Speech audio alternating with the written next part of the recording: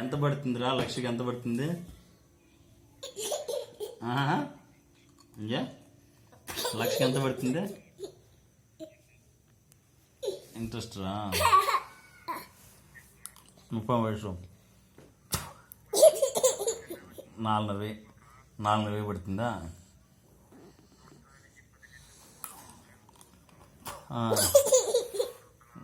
4,000 అవుతుంది అనుకో.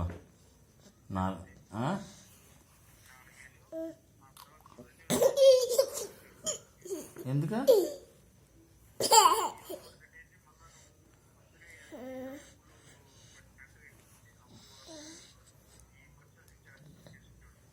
అవునా? మళ్ళీ 5,000 అయిపోతుంది.